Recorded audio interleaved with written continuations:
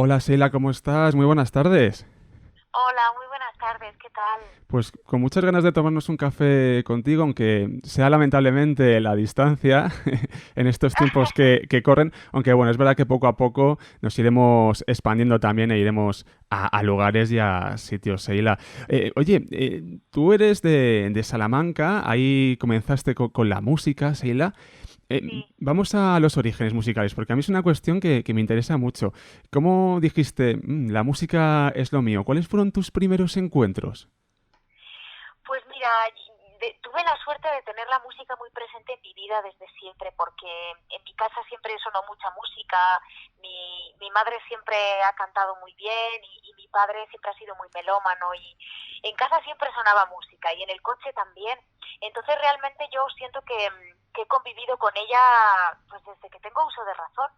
Y bueno, tengo dos hermanos mayores, a las tres nos apuntaron a estudiar música aquí en Salamanca, Ujú. piano clásico, he cantado en coros diferentes y luego ya pues empecé a componer mis canciones con 15, 16 años, o sea que realmente forma parte un poco como mi ADN, ¿sabes? Yo lo siento así, ha sido una compañera, una familia, sí, sí, la siento muy cerca de siempre.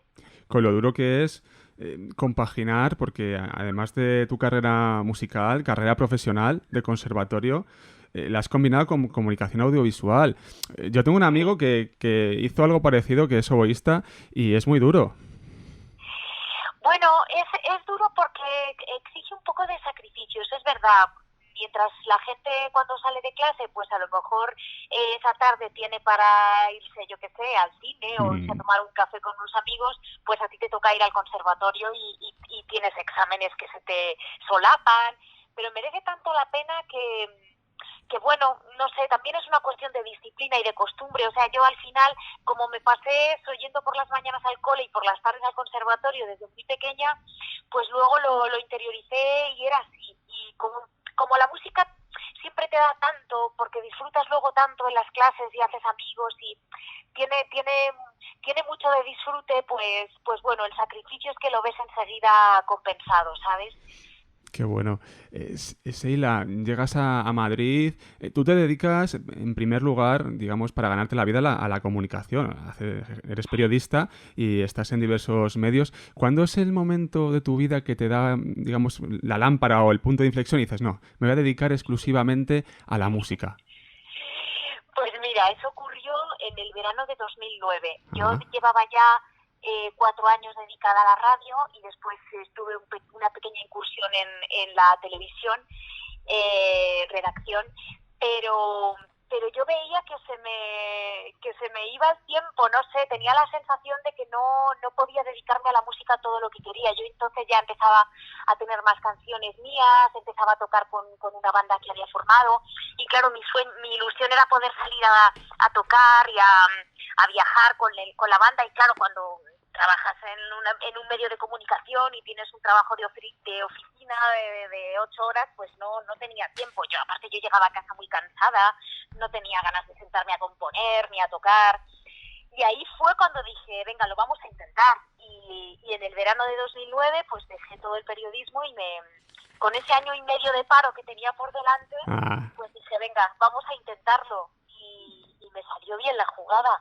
La verdad es que me siento muy afortunada. Te lo has trabajado mucho, Sheila.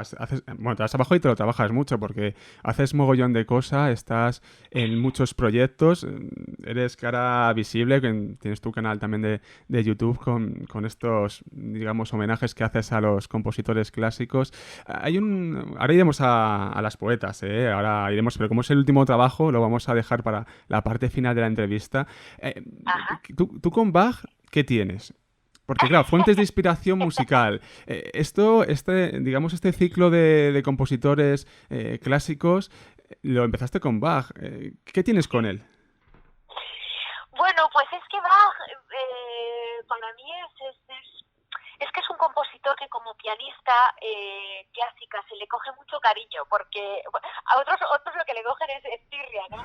Pero claro, mira, en el conservatorio, cuando tú estás preparando año a año el repertorio que tienes que presentar a examen, tú tienes una serie de obras y hay un compositor obligado que está todos los años, que ese es Bach. Tú de Bach tienes una obra obligada todos los años. Puede que no toques otros compositores, pero a Bach sí.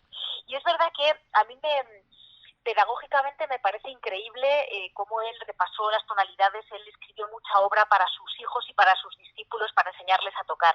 Pero es que esa obra, además de ser didáctica, es tan bella. O sea, a mí realmente el barroco es un estilo que siempre me ha gustado mucho. Me parece muy místico, es muy espiritual y además personalmente a mí me da tanta paz y tanta calma. Me gusta tanto escuchar las obras de Bach porque lo que cuento en el Bioclásico es cierto. Sí. O sea, para mí la historia de la música y de la humanidad se construye pues un poco desde Bach. Es verdad que existía música antes y existían coetáneos de Bach que también escribían una música bellísima en el barroco, no sé, Scarlatti, y hay un montón de otros.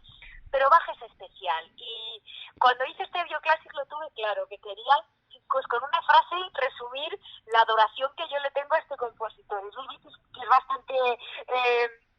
es bastante riguroso eso de Bach es Dios, como muy absoluto, pero así lo siento, y es que es un compositor que me ha acompañado, me acompaña siempre. O sea, yo ahora sí me siento a tocar música clásica en mi casa, me siento a tocar las invenciones a dos voces de Bach, por ejemplo, ¿no? Que son una delicia, son fáciles, pero son muy bonitas, y sí, es así. Y luego, esto, yo no sé si empezaste con una idea de publicar a Bach únicamente y se te fue de las manos y empezaste a hablarnos de la vida de otros compositores, cosa, Sheila, que se agradece muchísimo porque también es una manera de acercarte a la gente, a la sociedad. Una de las cosas, ¿no?, que pasa mucho también, que me hablabas, ¿no?, de la didáctica, que a lo mejor se estudian en los conservatorios autores, pero no acaban de llegar a la sociedad, a la gente. Yo me acuerdo aquí en Televisión Española que estaba El Conciertazo, que era un programa y era muy interesante, ¿no?, cuando éramos chavales, porque te empapabas de... Pero se echa de menos esto, ¿eh?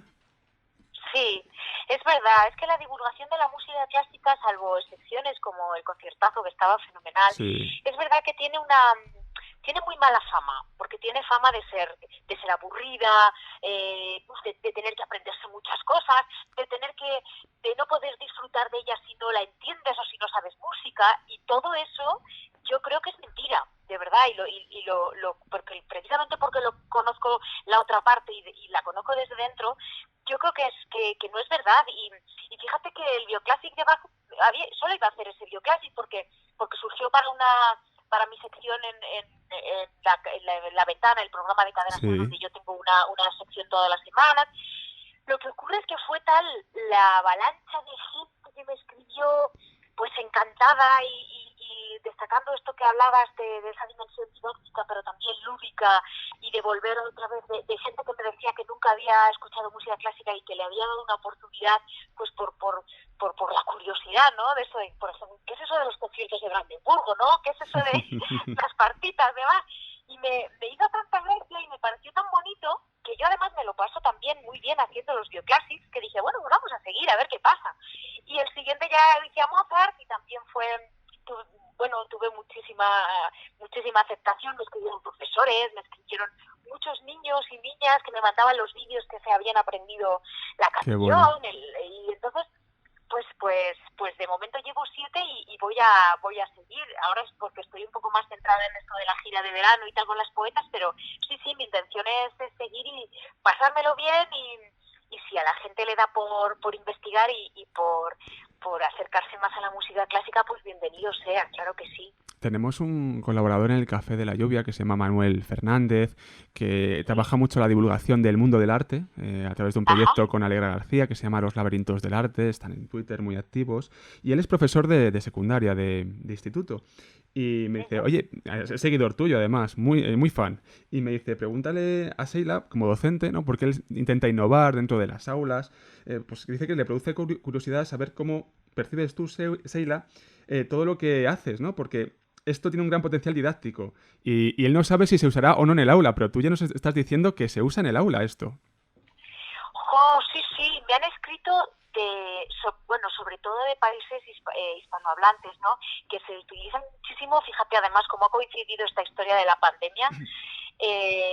lo han usado muchísimos profesores para mandar deberes a casa y para enseñar a los niños, para acercarlos a la música clásica, pero desde niños pues como mínimo me habrán escrito niños de 7, 8 años hasta gente ya de la secundaria, efectivamente, que les mandaban a hacer trabajos de música a partir del Bioclassic, y luego, claro, los profesores, que a mí me encanta, pues creando sobre el Bioclassic otros ejercicios, ¿no? Buscando seguir con la parte lúdica y seguir con la parte didáctica. Y bueno, del Bioclassic de Sheila, escucho alguna de las obras que nombra del compositor y cuéntanos qué te parece, qué sensaciones te transmite, yo qué sé. Entonces a mí me encanta ser como una parte más de ese sistema, del sistema educativo, es que ser una herramienta más.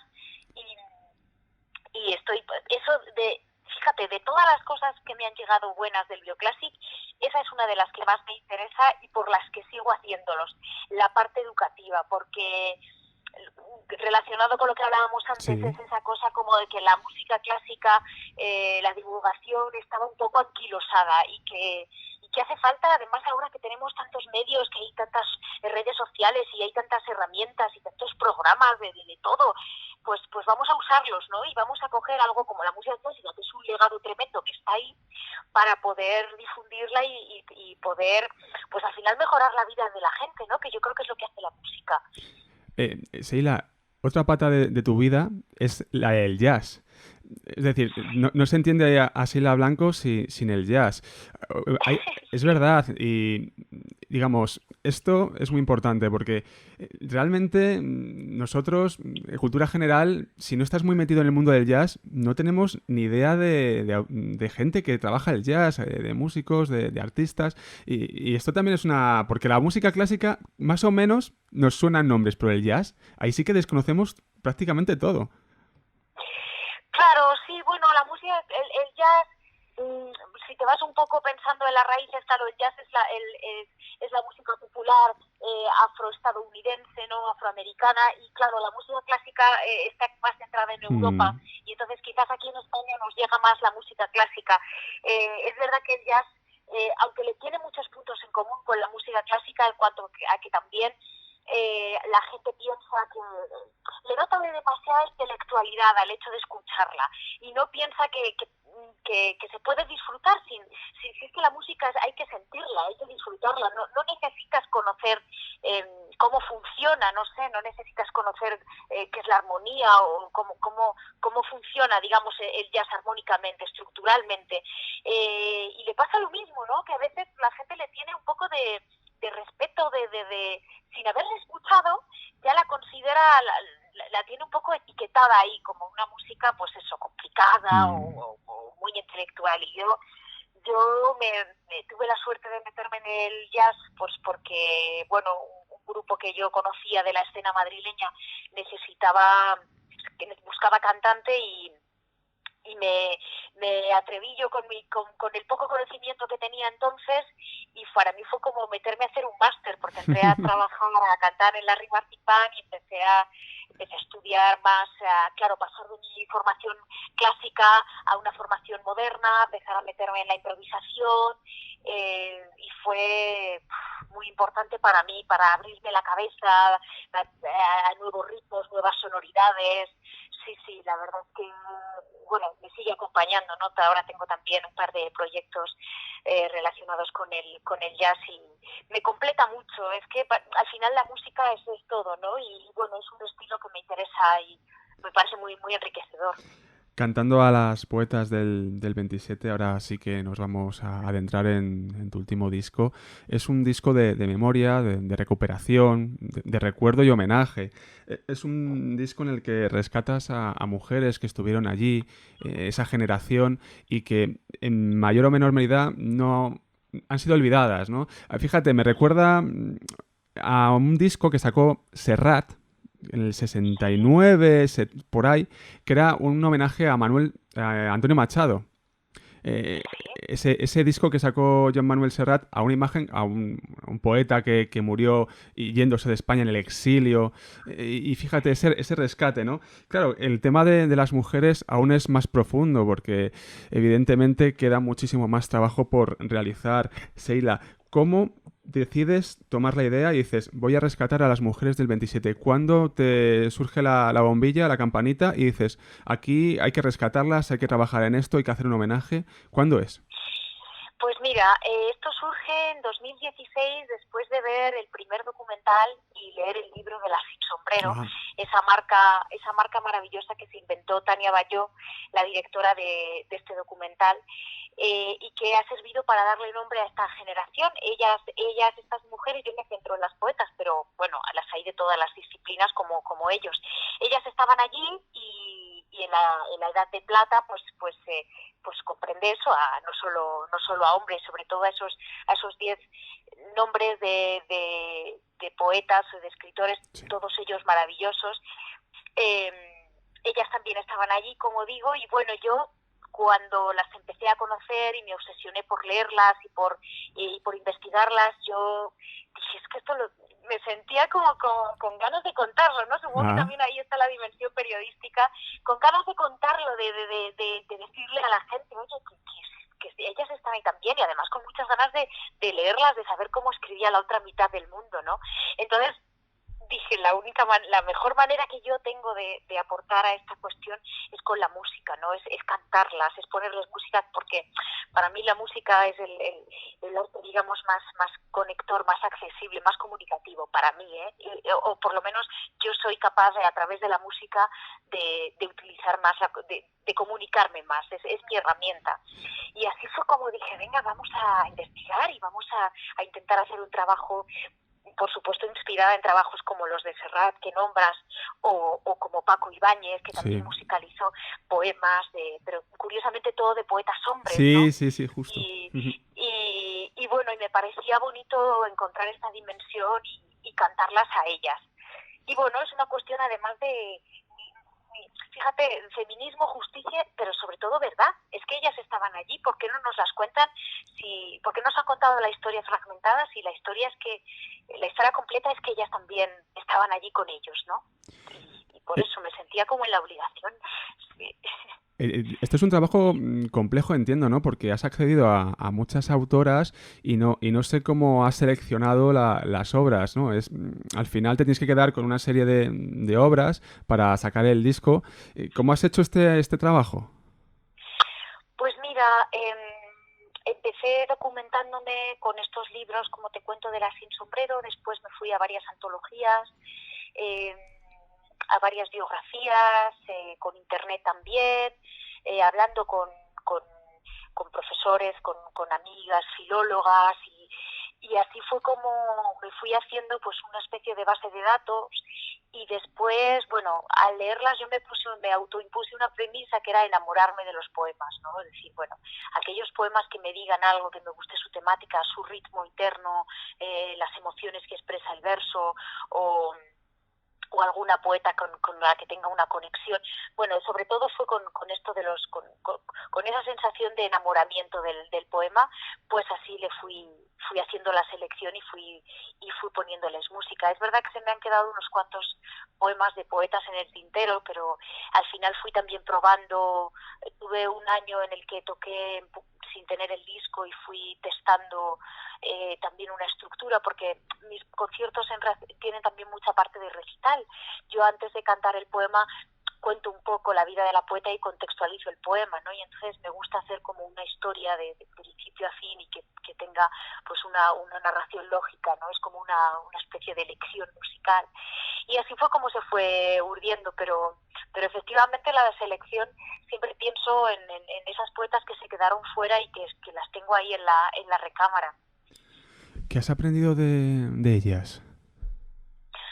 Uf, pues mira, para mí de repente descubrirlas, o sea, saber que estaban estas mujeres y estos referentes, es que ha sido muy importante para mí, todas ellas son además tan mujeres inteligentísimas, mujeres brillantes, muy valientes, que tuvieron que acatar el hecho de que eran mujeres y que se utilizase otra vara de medir su obra por el hecho de ser mujer y tener que lidiar además con lo que se supone que las mujeres tenían que hacer entonces, de cuidar a sus familias, criar a sus hijos y bueno, salir adelante, y además eso, tenían esa necesidad como artistas, poetas que eran de crear y de expresarse a través de sus versos. Y para mí son un ejemplo. Y esto para mí es muy importante porque la ejemplaridad está muy de capa caída, y yo creo que es lo primordial para tener, pues para tener una sociedad sana, para tener unos políticos sanos, para vivir en un mundo mejor. Si todos predicásemos con el ejemplo lo que queremos, fuésemos lo que exigimos, lo mostrásemos, fuésemos así, me parece que el mundo sería muchísimo mejor. Y a mí el hecho de que ellas den ejemplo con su vida y con su obra, pues me ha enseñado mucho y me da muchas esperanzas, la verdad. Cuando estás encima de un escenario y las interpretas, ¿qué sientes? ¿Qué te viene a la mente? ¿Cómo? Porque claro, esto es tremendo para una persona que se dedica a la música, ¿no? Cuando se sube al escenario y comienza a interpretar esos sentimientos, me imagino a lo mejor el vello de punta, ¿qué recorre tu cuerpo, no? Pues me he tenido de muchas emociones muy fuertes, porque yo siento que de alguna manera, cuando yo me siento al piano y las interpreto, yo las siento ahí presentes de alguna manera. Te podría decir que hasta me siento una especie de medium en Ujú. ocasiones, porque eh, o sea, hay momentos en los que estoy cantando un verso que a mí me atravesó desde el primer momento que lo leí, y cuando lo canto y cierro los ojos, por momentos digo, es que voy a abrir los ojos y va a estar sentada aquí a mi lado Elizabeth Mulder mirando cómo toco el piano. Siento cosas muy, muy fuertes, porque todo ese trabajo yo me lo he tomado de manera muy personal. Yo, de hecho, decidí que fuera un disco a piano y voz, porque quería que los protagonistas fueran los poemas y las emociones, y los versos lo más desnudos posibles. Por eso tiene eso, un acompañamiento de piano y mi voz cantándolos, y ya. Nos encontramos allí, eso, el verso, la música y la emoción del verso cantada, y ya está, ¿no? Entonces es muy emocionante, y eso sí, acabo muy cansada. Es una Ujú. cosa como muy no he acabado en conciertos mucho más largos y de mucho más repertorio, y no, acabo muy cansada, porque siento que me entrego mucho cada poema y a cada poeta. Estamos apurando el café con Sheila Blanco. No te quiero dejar sin antes tres, cuatro cuestiones rápidas. Una de ellas es que qué vas a hacer ahora, ¿no? Esto nos ha cogido en el confinamiento, justo porque estabas tocando. Me imagino que ahora retomarás los conciertos. Sí, tengo una gira muy bonita ahora. Toco en Barcelona, en Cádiz, en Salamanca, en Madrid. Tengo unas cuantas fechas en Ciudad Real, y bueno, mi idea con ellas es seguir tocando. Quizás lo que te comentaba antes, ponga música a algunos de esos poemas que quedaron ahí Ujú.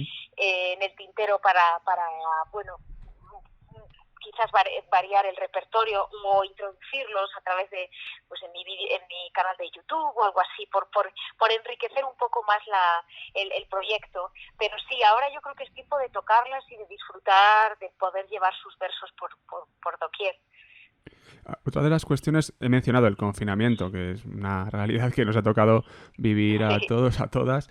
Hay una cuestión que me gustaría reflexionar contigo, y es el papel de la cultura. Hemos pasado unos tiempos muy complicados, muy duros.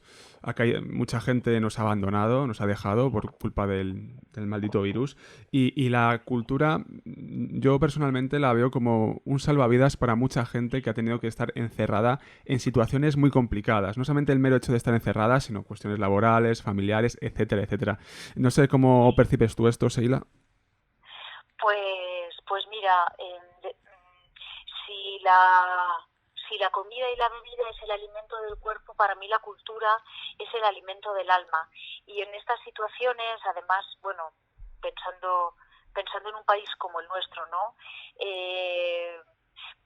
Y viendo lo que ha pasado también porque es verdad que ha sido un problema, una dimensión mundial, ese consuelo, ese esa capacidad que tiene la cultura, las distintas artes, ¿no? Que te hacen, que te emocionan, ¿no? Y Sí. que te llevan a otros lugares y que te hacen reflexionar y que te hacen sentir mejor y que, bueno, tiene una dimensión tremendamente espiritual también el arte. Para mí lo he dicho ya en varias ocasiones, para mí la cultura es un bien de primera necesidad. Se puede entrar en un debate sobre que, bueno, obviamente no, la primera necesidad es el agua, vale, sí, por supuesto, y el alimento, por supuesto, el sol, no sé. Yo estoy hablando un poco pensando en un bienestar, o sea, si las artes y la cultura se ha creado es porque el hombre necesitaba de ella, ¿no?